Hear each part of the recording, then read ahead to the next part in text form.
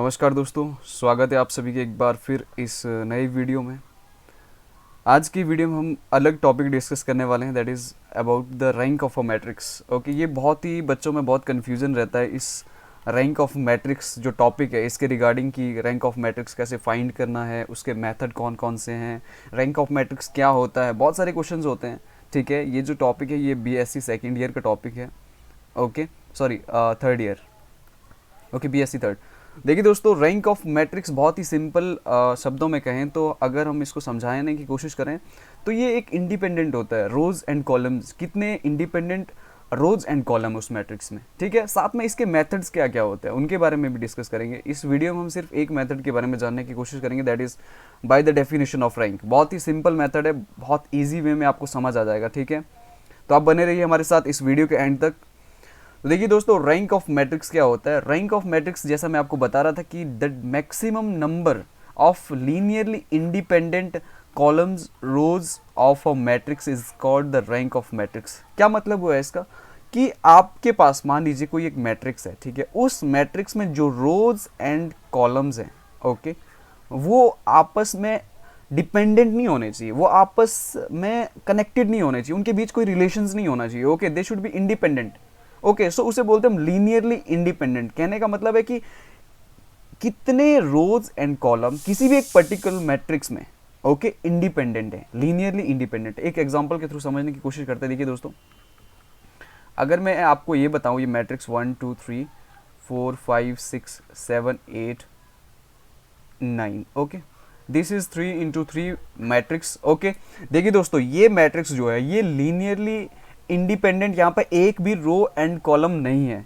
ठीक है, देख सकते हैं आपकी 1 and 2 3 4 5 6 7, बिकॉज रोज की बात करो या कॉलम की बात करो, ठीक है, दो एलिमेंट्स किसी भी दो रोज एंड कॉलम के आपस में कनेक्ट कर रहे हैं, डिफरेंस इक्वल है। देखिए, रोज कॉलम की बात करें तो इन दोनों के बीच का डिफरेंस 1 1 1 1, ओके, कॉलम की बात करें तो 3 3 का डिफरेंस आ रहा है। तो कहने का मतलब है कि they are dependent each other. Okay, so they are not linearly independent. तो कहने का मतलब क्या हुआ, यहां पर एक भी आपका कॉलम या रो लीनियरली इंडिपेंडेंट नहीं है, तो इसका जो रैंक ऑफ मैट्रिक्स होगा दैट इज 0।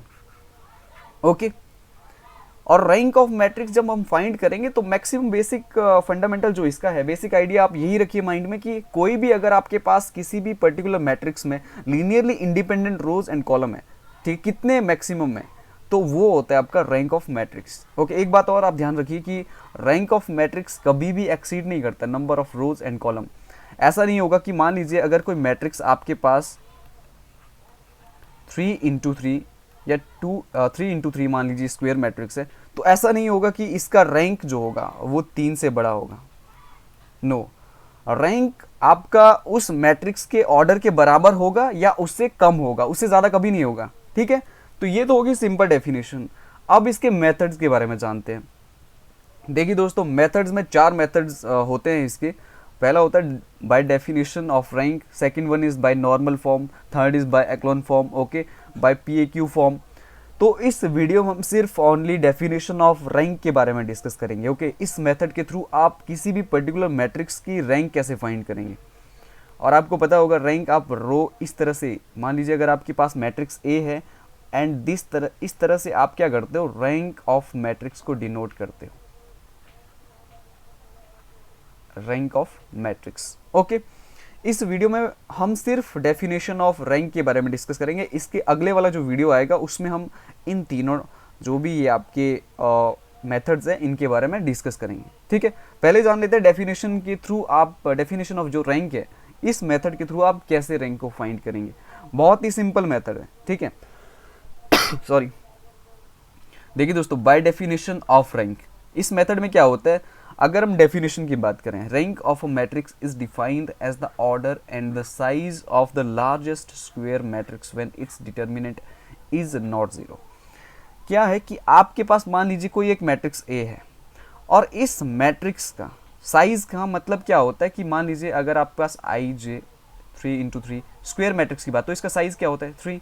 ठीक है, तो कहने का मतलब है कि अगर क्या है कि आपका इस मैट्रिक्स का अगर हम रैंक फाइंड करेंगे तो वो रैंक क्या होगा, इसका साइज। मान लीजिए ए का साइज अगर 3 है तो मान लीजिए इसका रैंक 3 है। क्यों? Because it is the size of square matrix. Square matrix मतलब लार्जेस्ट स्क्वेयर मैट्रिक्स। और दूसरी बात, वो कैसे पता आपका चलेगा कि जब determinant of A is not equal to 0। देखिए दोस्तों, डेफिनेशन पे मत जाइए, सिंपली आप समझने की कोशिश करिए। देखिए दोस्तों, यहाँ पर दो कंडीशंस होती है आपके पास। अगर आपकी कोई एक मैट्रिक्स ए आपको ऑलरेडी गिवन है, ओके, किसी पर्टिकुलर ऑर्डर की मैट्रिक्स, और क्या करना है आपको, सबसे पहला स्टेप जो आपको करना है, आपको इसका डिटर्मिनेंट फाइंड आउट करना है। अगर इसका डिटर्मिनेंट आपका 0 के इक्वल नहीं आता है तो आपका क्वेश्चन स्टॉप हो जाता है, आपका जो आंसर स्टॉप हो जाता है, क्योंकि आप वहीं सीधे ही अपने टारगेट तक पहुंच जाते हो, आपको सीधे ही रैंक ऑफ मैट्रिक्स मिल जाता है। जिस टाइम पर आपका किसी भी एक पर्टिकुलर मैट्रिक्स का डिटर्मिनेंट नॉट 0 होगा, उस टाइम जो रैंक ऑफ मैट्रिक्स होगा that is the size of that particular matrix. Okay, मान लीजिए ए मैट्रिक्स है, इसका ये 3 × 3 ऑर्डर किया, तो इसका साइज क्या है 3। तो इस, अगर मान लीजिए इसका डिटर्मिनेंट नॉन जीरो आता है, तो इस नॉन जीरो डिटर्मिनेंट, ओके, जो ये ए मैट्रिक्स है, इसका जो रैंक होगा दैट इज 3।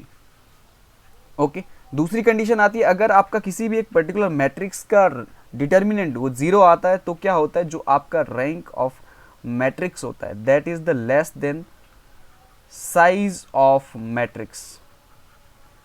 ओके, यहाँ पर स्क्वायर मैट्रिक्स की बात की जा रही है, क्योंकि आप साइज स्क्वायर मैट्रिक्स में ही निकाल पाओगे जहाँ पे आपकी रोज एंड कॉलम इक्वल हो। ओके, देखिए दोस्तों, यहाँ पर क्या होगा, अगर मान लीजिए ए मैट्रिक्स, इसका जो रैंक, सॉरी, इसका जो ऑर्डर है वो 3 है, तो इसके जो पावर होगी, सॉरी, रैंक होगी that will be less than 3। कब, जब इसका डिटर्मिनेंट 0 के बराबर आ रहा है। ठीक है, ओके। अब देखिए, दो क्वेश्चन करेंगे। पहले क्वेश्चन में क्या होगा, आपका डिटर्मिनेंट हम नॉन जीरो लाएंगे और दूसरे में आपका 0 लाएंगे। ओके, और दोनों कंडीशन को समझने की कोशिश करते हैं कि एक्चुअल में आप किस तरह से इसको अप्लाई कर सकते हैं। देखिए दोस्तों, पहले जो क्वेश्चन है, जो मैंने आपको बताया था कि आपको 2 स्टेप में करना है। पहले स्टेप में आपको डिटर्मिनेंट फाइंड आउट करना है, देखना है वो 0 है कि नॉन जीरो है। अगर 0 है तो आपको इसको फर्दर सब मैट्रिक्स के थ्रू करना है। ओके, सब मैट्रिक्स के थ्रू। अगर आपका ये नॉन जीरो आता है तो आपको स्टॉप कर देना, और वहीं से ही साइज ऑफ मैट्रिक्स जो होगा that will be the rank of that particular matrix. Okay, देखिए दोस्तों, यहाँ पर करते हैं डिटर्मिनेंट ए निकालते हैं। ठीक है, तो ये हो जाता है 3, सीधे करते हैं direct. Okay, 5 - 6 minus, sorry, plus, ये आपका प्लस हो जाएगा, ये आपका -30, ओके, -5, ओके, +1, ये आपका 30 हो जाता है, माइनस,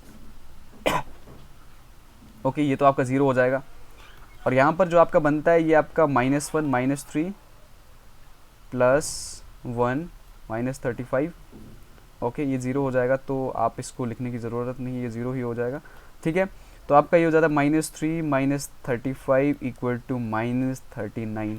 ओके, अब देख लीजिएगा कैलकुलेशन सही हुई है या गलत। देखिए दोस्तों, यहाँ पर जो आपका rank, sorry, determinant of A that is non zero. Non zero मतलब -39, इसका मतलब है कि it is not equal to 0। और मैंने आपको कंडीशन बताई थी, जब भी आपका किसी भी एक पर्टिकुलर मैट्रिक्स से डिटर्मिनेंट नॉट 0 होता है, तो इसका क्या मतलब होता है कि the rank of that particular matrix is the size of that matrix.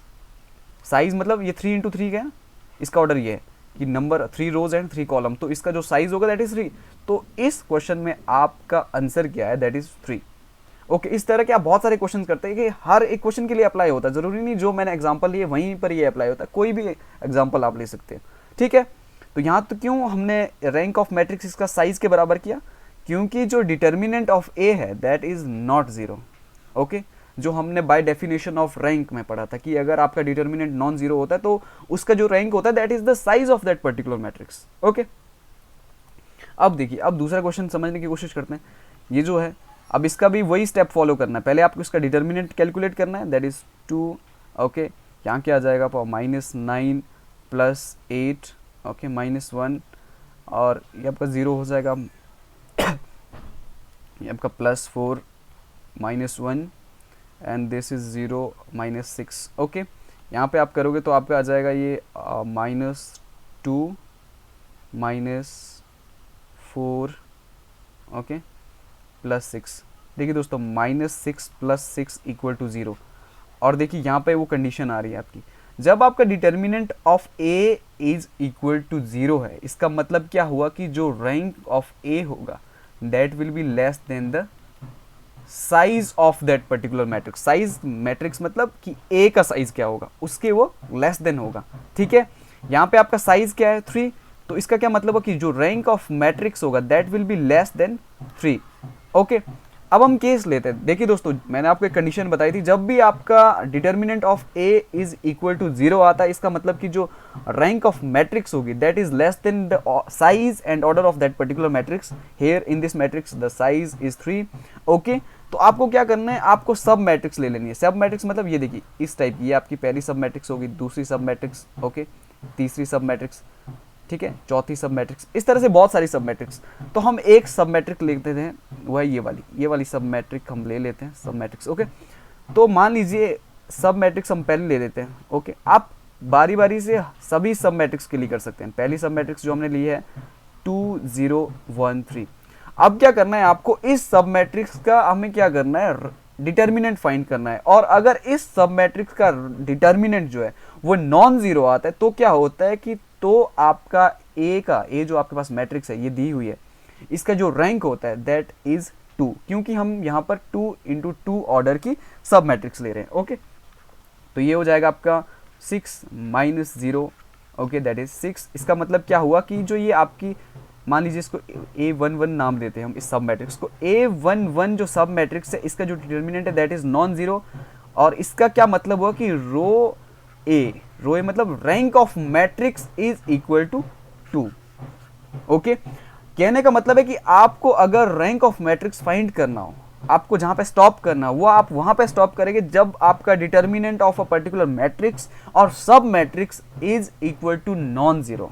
Okay, यहाँ पे नॉन जीरो आया हमारे पास इस सब मैट्रिक्स का डिटर्मिनेंट दैट इज 6। तो हम क्या करेंगे, तो इसको 6 कहने, 6 कब आएगा आपका, और मैंने आपको बताया था जब भी आपका डिटर्मिनेंट नॉन जीरो आएगा तो आप साइज, जिस मैट्रिक्स, जो मैट्रिक्स आपने ली है, जिसका आप डिटर्मिनेंट निकाल रहे हो, उस मैट्रिक्स का साइज क्या है that will be the rank of that matrix. कब, जब आपका उसका डिटर्मिनेंट नॉन जीरो आएगा। Okay, this is simple. I hope आपको वीडियो पसंद आए तो प्लीज़ वीडियो को लाइक करें, शेयर करें, कमेंट करें, and thank you so much.